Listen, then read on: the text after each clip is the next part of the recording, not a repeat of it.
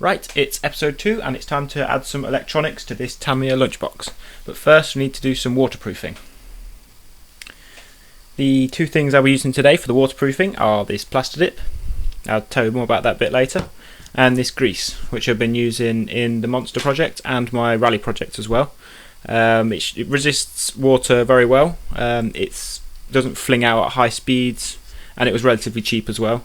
So I've been using this to cover all the bearings and inside the diff or the rear axle of the Monster project. So just sort of all the way around here where dirt's going to get and build up, and sort of here as well where the wheels connect. So we'll start off with the servo. We need to add a little bit of grease to this horn and on the inside as well, and then we'll be Plastidip in it, but I'll tell you about that in a minute. This is Plastidip. It's a plastic sort of coating that's in liquid form, and you dip things in, let it dry, and it forms a sort of a rubbery plastic coating around the outside of, like, you can do it with tools, you can do it with anything really, and it's really good for waterproofing things.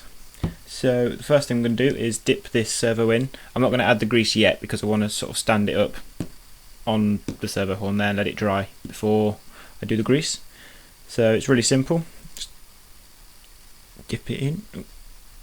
I need to get some more actually because it's running a bit low. Now this is a HPI SF10W servo, waterproof already, so I'll only be dipping it once. But yeah, this is from HPI. It's the ones that are in my nitro car, the Bullet ST, to run the throttle and the steering. So it forms a sort of a clear coating around there, and it will dry after, I think it's about half an hour. Ooh, dropped a bit on the floor. So yeah, we've got to let that dry. Also, we want to cover all the screws, the cable there, and also there's a line going all the way round underneath, you can't really see with the camera, underneath the screw mount bits. So you want to cover that as well, so I'll do that with the screwdriver in a minute. So we'll let that dry, and then we'll add some grease to that and then attach it into the Monster project. So that's the first thing, almost waterproofed. The second thing is the battery. I'm using my battery pack of choice, which is Orion Sport Power 4,500 mAh battery, Tamiya connector, standard. So the only things I'm going to waterproof here are the ends. Now apparently these batteries are already waterproof from the factory, but I like to be extra careful, so I'm just going to spread it a little bit around the seal, around both ends, and on the connector as well, just to stop water getting in as much as possible. Because I want to be running this in the wet and the snow, because that's the sort of weather I want to take it in. So it's best to add a little bit extra protection to your battery. These are sealed from the air anyway, but it's best just to add some Plastidip like this, just to make extra sure that it's not going to get water in there. So add it to that end. To quickly dry the outside, just blow on it a little bit. And I like a skin to it, a skin to the plastic, and it shouldn't drip off anywhere.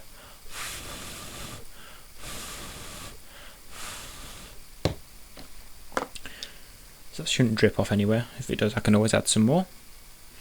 So get another load and just spread it around this top seal bit as well. Now I've Plastidiped one battery before and I've had no problems with it at all, so I'm confident this method works. I originally got this method from the RC Sparks channel, RC Adventures. So you're going to cover the battery terminal and any gaps where water's going to get in.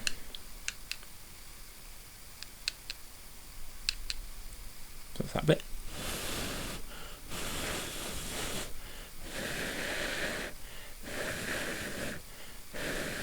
This also means that I'll have another waterproof battery pack for when I run the Rally project, so I can have extra long run times and have two batteries instead of one.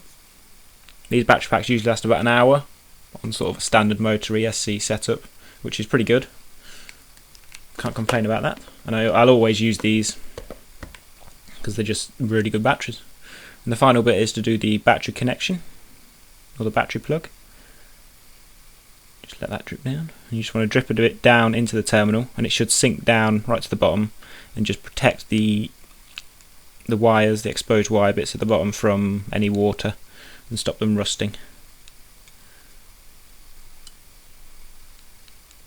Like that.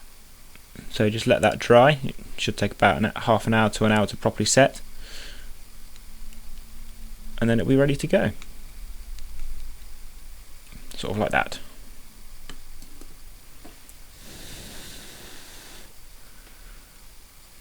So I'm just going to sit that there and let that dry as well. So that's the servo and the battery done.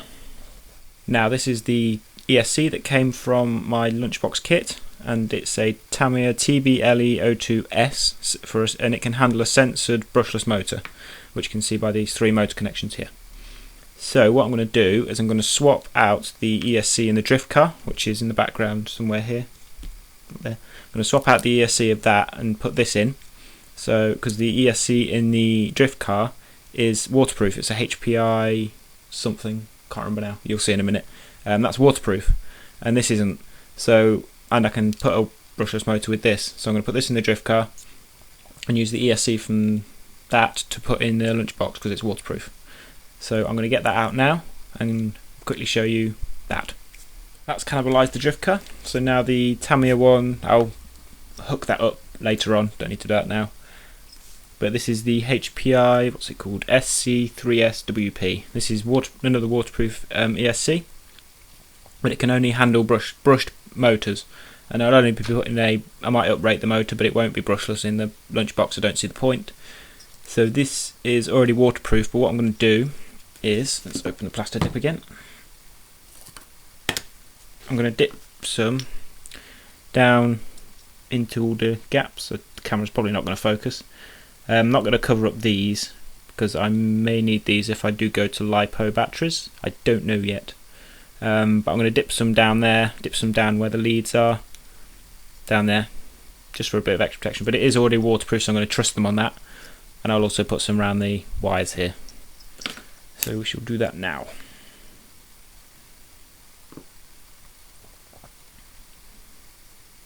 Sometimes when companies say it's waterproof, it might mean splash proof, where it can only take like a droplet of water or something. But the actual Lunchbox chassis protects the electronics from quite a lot of water anyway. So don't need too much of this. So that's done the leads, and then I'll just dunk a bit down here where the wires come out of. You don't want to cover up the heat sink too much because that's obviously where it dissipates the heat. You don't want the ESC to overheat too much. So I'll dump that down there. Now when I did this with my original Rally Project ESC, I Plastidip dunked the whole circuit board in there, and haven't had any issues with that at all. So this is really good stuff to use for waterproofing. So dunk that down there any way you can, really. So about that. That's another waterproof ESC, and I'll attach that in later on. Just let that Plastidip dry. Just a little bit of a tip, when you finish with your Plastidip, make sure you put the lid on properly and seal it, otherwise you'll just have one big pot of plastic and it will all set in the air. So make sure that's properly sealed, and you'll be ready to go for some more waterproofing next time. The Plastidip has set on the servo, it's all gone nice and hard. So the last thing that we're going to do to waterproof this servo even more, or water resist, is to get some grease, some of the grease I was talking about earlier, and just, can you see that? Yep. Just slather that around the servo horn, like that, and that should seal it from any water getting in. You don't need too much, but just so you're covering up the little gap there, and just, it doesn't really matter how much you put on. So nice coating. Try not to get it down the thread of the servo though. And then done that, get the servo horn there. I've already assembled it. It's 30mm one side and 48 the other. Get the orientation right, place that on there, and then down there there's a good seal of grease to stop water and muck getting in. So then we get the servo screw, put that in the hole. Is that going to stay? Yep. Little screw like this, and this magnetised Allen wrench is quite annoying. Make sure your servo's centred out as well, just so you don't have to do any trim. Well, not much trimming when you actually hook the thing up. Okay.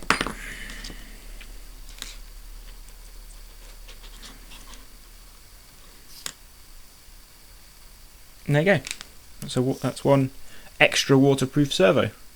So I'm going to attach that into the Lunchbox now, and then we'll move on to the ESC, which is just here, and that's all set and gone and dried as well, all around these joints here, on the front, and around the cables, and down in there as well.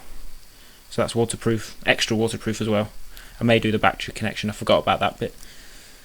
So yeah, the last thing I want to mention is the receiver. I've actually forgot to get some receiver extender wires. I need to get some of them, so I won't be waterproofing this just yet, but this receiver is waterproof from the factory anyway, but I like to put a few receiver extension wires in and then put the other receiver plugs in, dunk the whole thing in Plastidip, and then it's like one big unit, and then I'll put that in, but that's a later on project. I'll do that off camera. So we'll move on. Servo is in, mounted nicely in there, waterproofed, and so is the ESC. Mounted at the back here because the motor wires are quite short, so I had to have it quite close to this gap to go to the motor wires down here. I've also cut off the on-off switch just there, and put twisted the two wires together. So that means that whenever you hook the battery up, it will be on, and when you disconnect the battery, the RC will be off. It's just another waterproofing method that I quite like. So I'll get the Plastidip here and just soak that end in Plastidip. Should be some wet on there. Should have done this when it was off the car, but I completely forgot about it. So just get a bit of that Plastidip on there and smear it all over that wire. And that'll stop it shorting out when it gets into water. Like that. Get a bit more.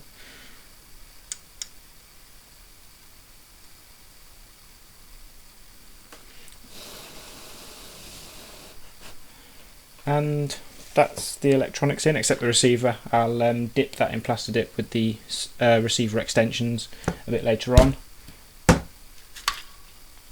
Like that. So the receiver's probably going to go about there, on that little ridge there. Now just zip tie the wires somewhere down here in the chassis. So we'll turn it on, and let's have a look. A couple of beeps. We've got steering, and we've got